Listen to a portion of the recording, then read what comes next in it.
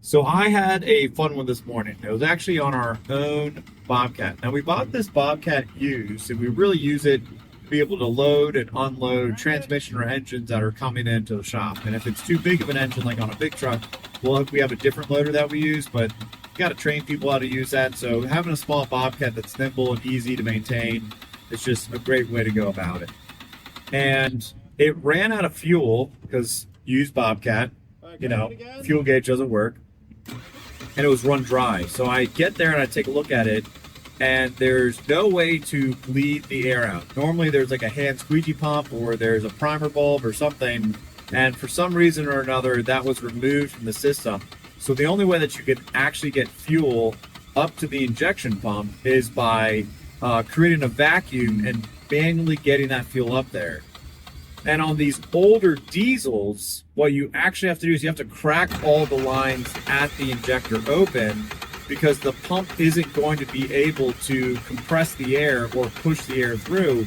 It's just going to continuously have a air pocket, and fuel's never going to make it through the injector, and you're just going to be cranking and cranking and cranking forever. You're going to kill your battery, you're going to kill your starter.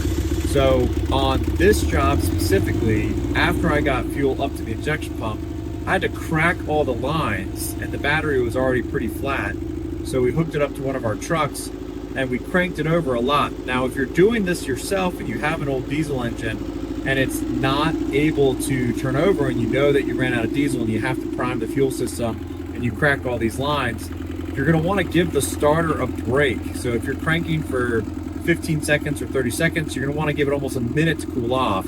Really good idea to put a fan on it, because they're not really designed to crank that long. And if you're just cranking and cranking and cranking and cranking, it's going to get so hot and it's going to eventually fail. So on this specific Bobcat that we have, we cranked it a bunch, we gave it some time to cool off.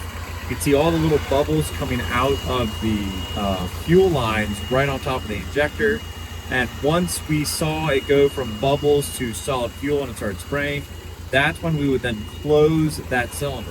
Eventually we were able to get it running, and that alternator recharged battery, and it's been fine ever since. But it's super important that when you are cracking lines on a diesel, you're not doing that on a common rail system, because those common rail systems, they operate on such a higher fuel pressure that it's super dangerous. You could have crazy high fuel pressure escaping out of there, and it can cut, it can cut you, it can hurt you. I've even heard of a story where a guy passed away because he broke line on a running engine, thinking that there was air in the system and he needed to purge it. And somehow the diesel pressure went through his eye. And I don't know if that's a true story or if that's just what the guy who told me about common rail diesel systems over a decade ago was trying to scare me from doing when I was working on a Caterpillar C4.4 motor inside a forestry mower. But on this little Bobcat here, it's totally safe.